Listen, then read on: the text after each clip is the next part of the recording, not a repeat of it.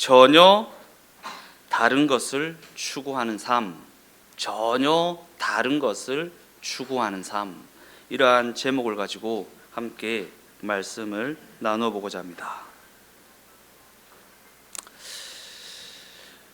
오늘부터는 히브리서를 살펴보고자 하는데, 히브리서는 1세기 중엽 초대교회 신앙 공동체에게 보내어진 편지입니다.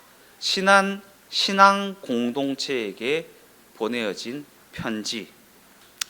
후대 사람들이 그 편지의 제목을 히브리서라고 붙이게 된 것은 그 편지를 받은 공동체의 구성원들이 기독교로 개종한 히브리인들, 곧 기독교로 개종한 유대인들이었기 때문입니다. 그래서 히브리서, 히브리인들에게 보내진 편지라는 제목의 말씀입니다. 그래서 히브리서에는 유대인이 아니면 도무지 이해하기 어려운 그러한 내용들이 너무나도 많이 다루어지고 있습니다.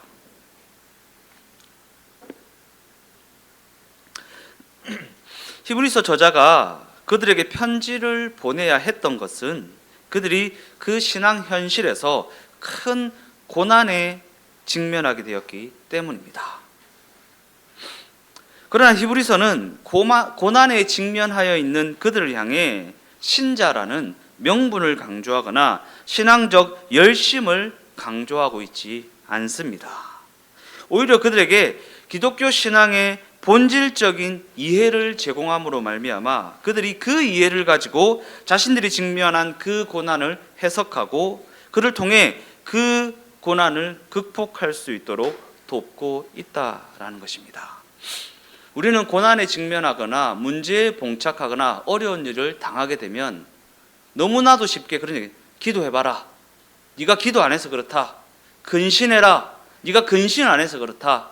이런 식으로 우리의 어떤 신앙적 열심을 끌어내거나 신자라는 명분을 강조하여서 어떠한 행위적 확인을 통해 그 문제를 해결하려고 합니다.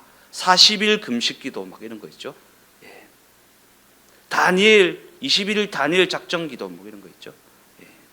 그러한 어떤 행위적 확인을 통해 그 문제를 해결하려고 하는 내 노력으로, 내 열심으로, 내 신앙적 명분으로 문제를 해결하려고 할 때가 많이 있다라는 것입니다. 그러나 히브리서는 기독교 신앙의 본질적인 이해를 제공하여 주어서 그 이해를 가지고 내 고난을 해석하고 그를 통해 그 고난을 극복할 수 있도록, 그 고난이 내가 주일 예배 안 지켜서가 아니라, 내가 어떠해서가 아니라, 내가 기도하지 않아서가 아니라, 내가 신앙적 열심이 부족해서가 아니라 하나님의 위대하신 하나님의 섭리, 하나님의 그 의도하심, 그 계획하심, 그 다스리심 가운데 있는 것이라는 것을 깨달아 알므로 말미암아 그 고난을 이겨 나간다라는 것입니다. 제가 오늘 찬양 가사를 들으면서 이 세상 떠날 때 찬양하고 라고 고백했잖아요. 이 세상 떠날 때 찬양하고. 이 세상 떠날 때 찬양할 수 있을까? 이 세상 떠날 때 어우 진절머리 난다, 빨리 천국이나 가버리자, 이렇게 하지 않을까? 아니요. 하나님의 그 계획하심과 섭리하심과 그 위대하신 뜻과 계획하심을 알게 되어진다면 이 세상 떠날 때 찬양할 수 있습니다. 하나님의 그 높고 위대하심을 찬양할 수 있다라는 것입니다.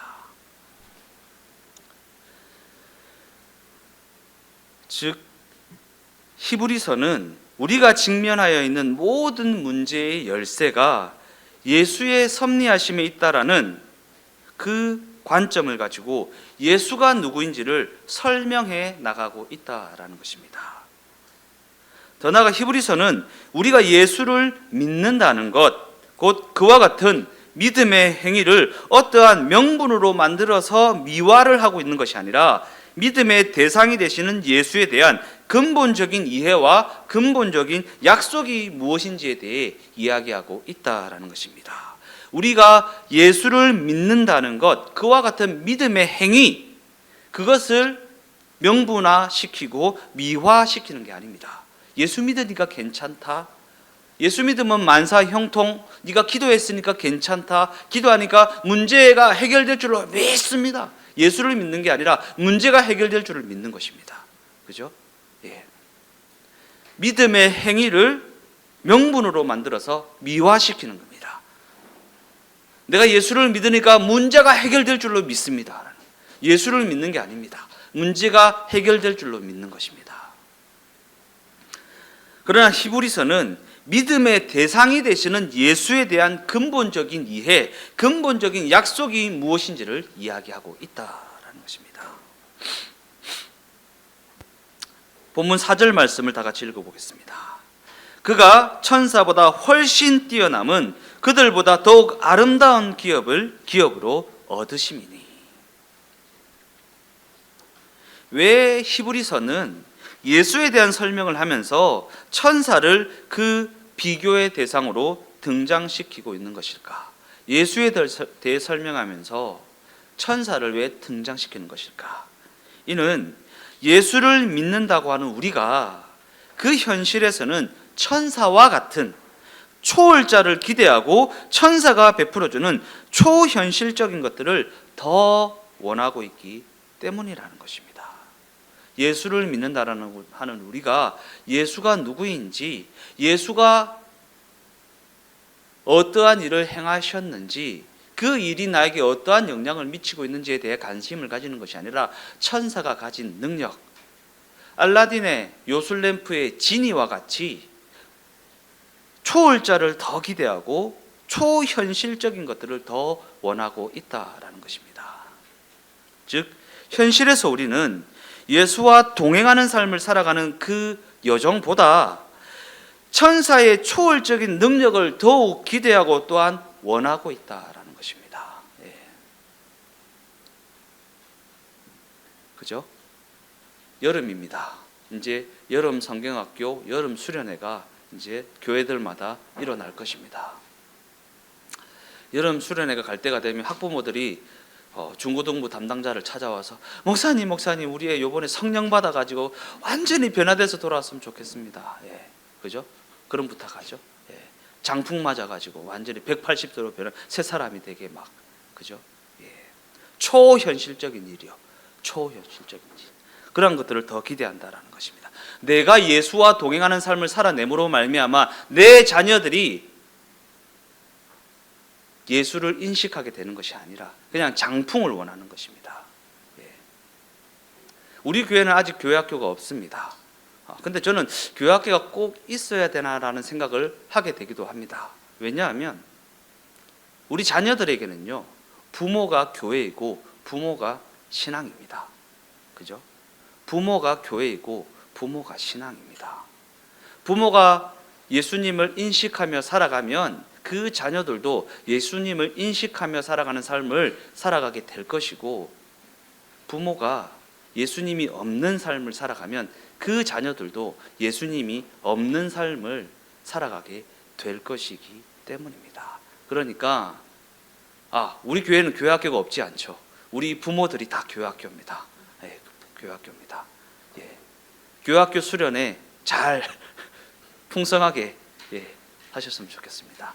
가정에서 내가 예수를 인식하고 예수를 인정하고 예수와 함께 예수와 동행하는 삶을 살아가면 내 자녀들은 볼 것도 없이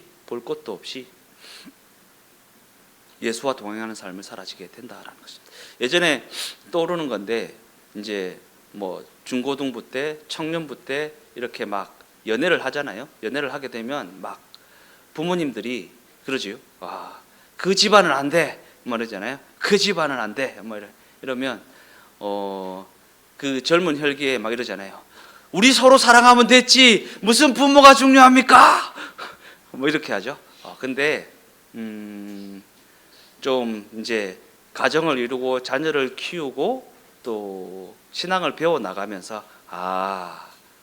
중요하구나. 그 가정의 문화가 어떠한지, 그 가정의 흐름이 어떠한지, 그 가정 속에서 나누어주는 대화, 그 가정 속에서 먹고 마시는 음식이 어떠한지가 정말 중요하구나라는 것을 배우게 됩니다. 참, 철없던 제 모습을 반성하게 되기도 합니다. 우리 사랑하면 됐지. 부모가 무슨 중요합니까? 그죠? 부모가 중요합니다. 왜냐하면 자녀들에게는 부모가 교회이고 부모가 신앙이기 때문입니다. 어찌됐든 삼천포로 빠졌는데 다시 본문으로 돌아와서 우리가 기대하는 천사의 초월성이라는 것은 과연 무엇을 가리키는 것인가? 천사의 초월성이라는 것은 무엇을 가리키는가? 단순히 신과 피조물 차이에서 비롯되는 그러한 초월성이 아니라 그저 진흙탕에 발 담그고 살아지 않아도 되는 삶을 제공하는 초월적 존재, 또한 지지고 볶으며 아등바등 살지 않아도 되는 삶을 제공하는 존재로서의 그 초월성 아닙니까? 우리가 기대하는 초월성이라는 게 직면하여 있는 그 현실에서 그저 먹고 사는 걱정을 하지 않아도 되는 삶, 이것이 바로 우리가 천사의 초월성을 떠올리게 되는 근본적인 이유 아니겠습니까? 이처럼 히브리서는 천사와 예수를 대조하는 것을 통해 기독교 신앙이 우리가 기대하는 것과는 전혀 다른 것을 추구하고 있다라는 사실을 강조하고 있다라는 것입니다. 오늘 제목이요, 전혀 다른 것을 추구하는 삶, 전혀 다른 것을 추구하는 삶. 그런 관점에서 예수님께서 친히 인간의 옷을 입고 오셨다라고 하는 것은 하나님이 스스로에 대한 설명과 우리를 향한 당신의 뜻을 이루어가는 방식이 어떠한 것인지를 우리가 보고 듣고 경험할 수 있는 우리 인간의 연약함 속에 숨겨 놓으셨다라는 의미입니다.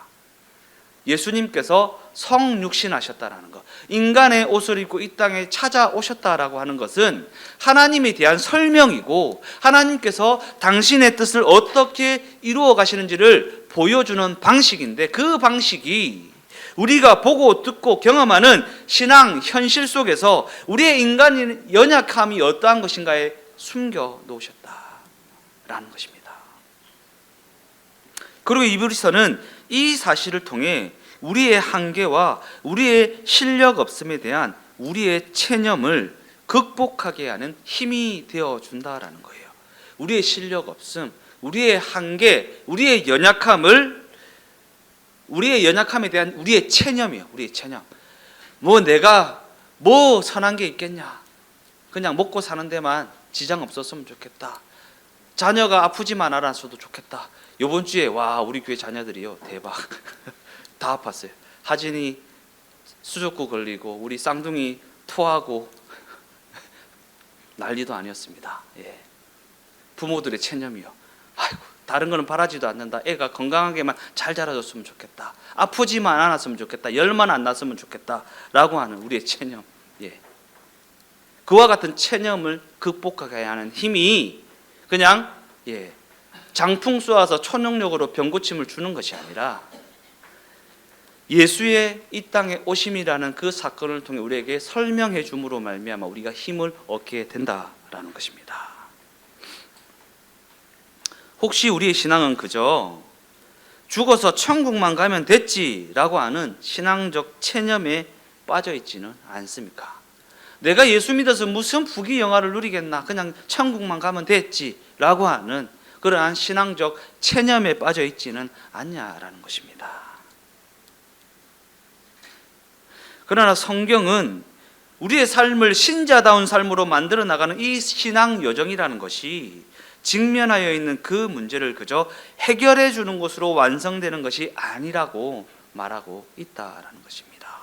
직면하여 있는 그 문제를 그저 해결해 주는 것으로 완성되어지는 것이 우리의 신앙 여정이 아니다. 그저 문제 해결하고 병 고쳐주고 성공하고 돈 많이 벌고 높아지고 그런 것을 통해 완성되어지는 게 아니다라는 것입니다.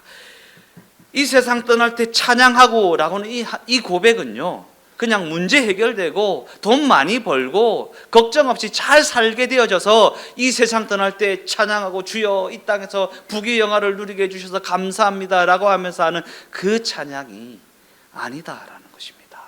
하나님의 높고 위대하심, 그 사망의 음침한 골짜기를 지나왔음에도 불구하고 그 여정을 통해 하나님께서 어떠한 일을 이루셨으며 어떠한 성장을 이루셨으며 어떠한 배움을 주셨는가라고 하는 것을 알게 됨으로 말미암아 그 가치를 깨닫게 됨으로 말미암아 주님께서 정말 위대하십니다. 주님께서 정말 높고 위대하십니다라고 하는 그 찬양 아니겠습니까? 즉 신앙 여정이라는 것은 그 인생의 진정한 가치가 무엇인지를 확인하는 것, 그 인생의 진정으로 가치 있는 것이 무엇인가를 확인하는 것, 곧 나의 실력 없음이라는 한계에도 불구하고 하나님의 위대하신 그 능력으로 말미암아 만들어지는 그 가치가 지닌 그 영광을 우리가 확인하게 될 때에야 비로소 완성되어지는 것이 우리의 신앙 여정이라는 것입니다. 그 가치를 확인하게 될 때에. 이와 같은 관점을 가지고 예수의 찾아오심이라고 하는 예수의 성육신의 사건을 떠올려 보겠습니다. 이는 하나님의 본체가 시간과 공간이라는 한계 속에 갇혔다라는, 잡혀져 들어왔다라고 하는 그러한 사건처럼 보입니다. 그러나 예수님은 그 성육신의 사건을 통해 인류의 운명과 인류의 역사를 완전히 바꾸어 놓으셨습니다. 무한하신 분이 유한한 것에 갇히셨다는 것도 엄청난 사건인데 예수께서는 그 한계 속에서 인간의 손에 죽임을 당하는 그 비참한 방법을 통해 구원이라는 것을 이루어 내셨습니다. 이를 통해 하나님의 영광이 어떠한 자리에서도 어떠한 한계 속에서도 나타날 수 있다라는 사실을 친히 우리에게 보여주십니다. 이래 벌어가지고 하나님의 영광이 나타나겠나? 뭐 이런 생각합니까 혹시? 이래 살아가지고 하나님의 영광이 나타나겠나? 라는 생각을 하십니까? 아니요. 그래 살아도 하나님의 영광이 나타나고요, 그래 벌어도 하나님의 영광은 나타난다라는 게 성경의 가르침입니다. 우리가 어떻게 살든지 어떻게 벌든지 상관없이 하나님의 영광은 나타날 수 있다라는 게 성경의 증언입니다. 즉 하나님께서는 예수의 성육신 사건을 통해 우리의 그 실력 없음에도 불구하고 우리가 어떠한 상황에 놓여 있다 할지라도 그의 영광을 드러낼 수 있다는 사실을 증언하고 계시다라는 것이 무엇을 통해요? 성육신의 사건.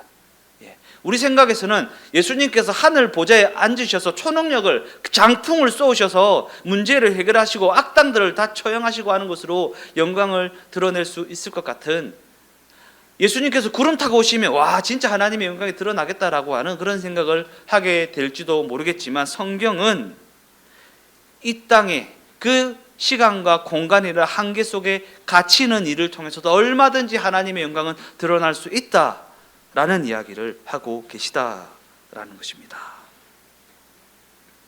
그러기에 우리는 그 인생 속에서 누군가와 비교가 되고 늘 불만이 되어졌던 부분, 곧 해결되지 않는 그 속 깊은 상처가 오히려 하나님의 영광을 드러내는 일을 하고 있다는 사실을 인정해야 하고 또한 받아들여야 한다라는 것입니다. 왜냐하면 우리가 믿음을 가지게 되었다라는 것은 그와 같은 성숙된 이해를 가지게 되었다라는 것을 의미하는 것이기 때문입니다.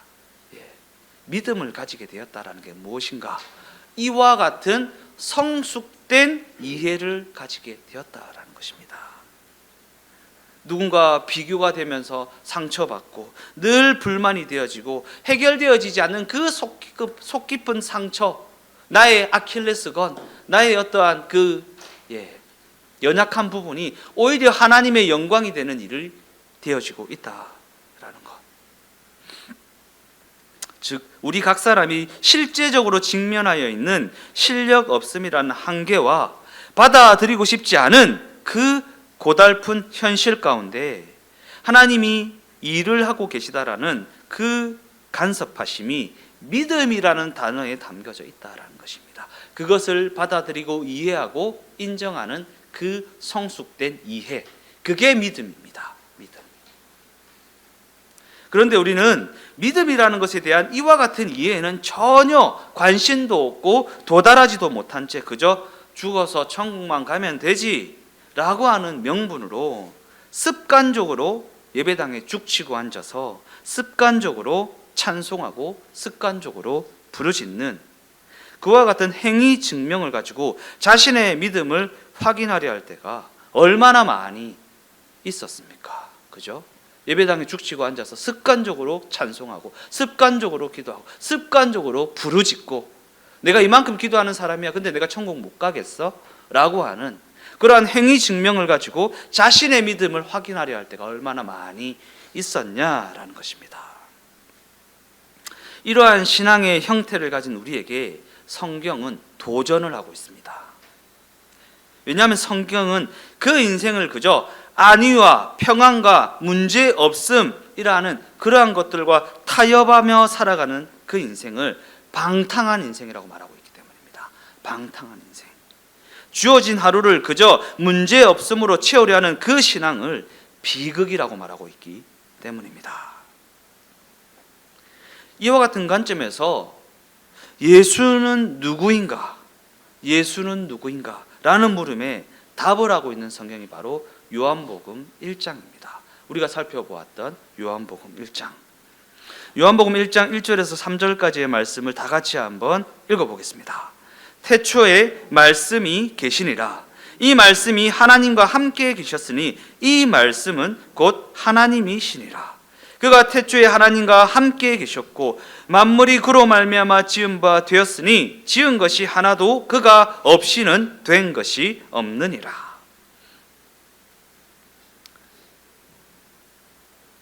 이 우주 창조, 이 우주 만물을 비롯한 우리 인간은 예수로 말미암아 지어진 존재입니다. 예수로 말미암아 지어진 존재. 여기서 그로 말미암아라는 표현은 부모 자식 간이라는 관계성을 담고 있는 표현입니다.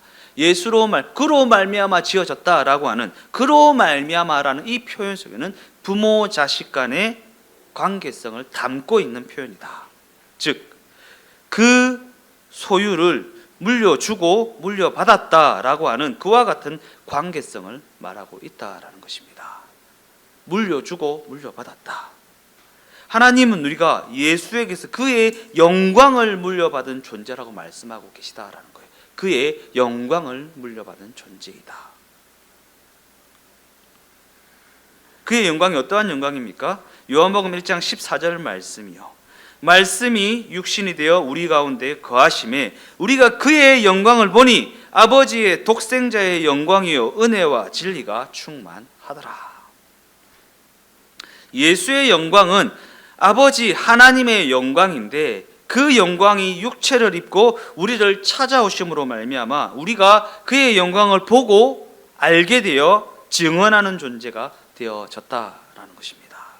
즉 우리 인간은 과연 어떠한 존재이며 하나님이 우리 인간에게 물려주신 그 영광은 과연 어떠한 영광인지가 예수님의 성육신 사건을 통해 우리에게 보여지고 그를 통해 우리가 알게 되어지고 그것을 알게 되어짐으로 말미암아 그것을 증언하는 삶을 살아가는 게 우리의 인생이다 라는 것입니다.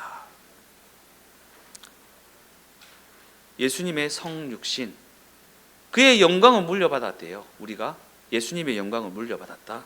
그런데 예수님은 갖은 우여곡절 끝에 오해와 증오의 대상으로 낙인 찍혀져서 당시 권력자들에 의해 처형되게 되는데 예수는 그 걸음을 말없이 묵묵히 걸어내십니다. 이게 그의 영광입니다. 이게 그의 영광입니다.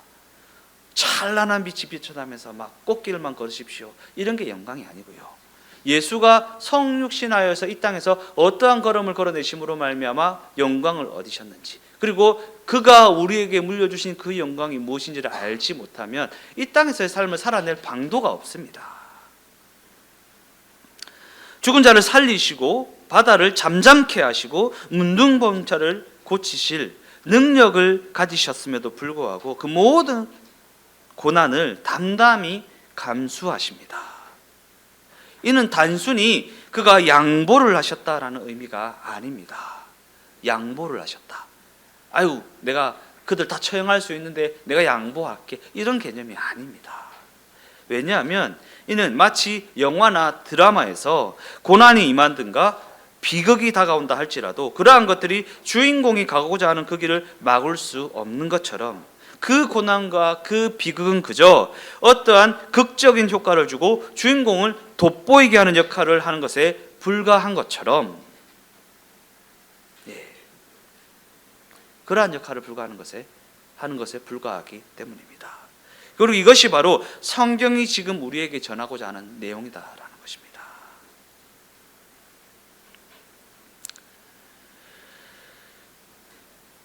그러니까 막 예전에 패션 오브 크라이스트라는 영화가 굉장히 그러했죠. 그때 제가 뭐 시간이 없어서 영화를 못 보다가 친구들이 다 그 영화를 봐가지고 혼자서 그 영화를 보러 갔거든요. 이 영화는 봐야 되겠다 싶어서 갔는데 분해일 요고에서 단체 관람을 온 거예요. 그래가지고 분해일 요고 그 선생님들이 다 집사님들이거든요. 막 채찍질을 착 하면 와! 집사님들이 동시에 막 그러니까 막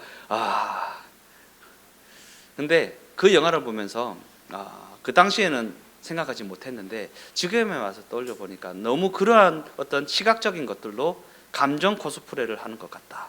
예수님께서 걸어내신 그 걸음은 얼마나 아프셨을까, 대못을 이런, 물론 그 고난이 우리를 위한 고난이지만 그런 의미를 주기 위한 잔인함이 아니다라는 것입니다. 우리가 죄악 가운데서 예수님 없이, 하나님 없이 살아가는 그 삶 자체가 그것보다 더한 잔인함이기 때문에 그 잔인함을 해결하기 위해서 그것을 감수하셨을 뿐이다라는 것입니다. 그러니까 성경이 지금 우리에게 전하고자 하는 내용은 예수님께서 왜 그 걸음을 걸어내셨는가, 그 걸음이 어떠한 하나님의 영광을 가져왔는가를 우리에게 알려주심으로 말미암아 너도 그 걸음을 걸어내라 라는 말씀을 하고 계시다 라는 것입니다. 요한복음 3장 16절 말씀입니다. 하나님이 세상을 이처럼 사랑하사 독생자를 주셨으니 이는 그를 믿는 자마다 멸망하지 않고 영생을 얻게 하려 하심이라. 성경은 하나님이 예수님을 보내신 그 성육신의 사건이 우리의 동의를 필요로 하지 않는 선포적 속성을 지닌 일방적인 사건이라고 말합니다. 일방적인 사건이요.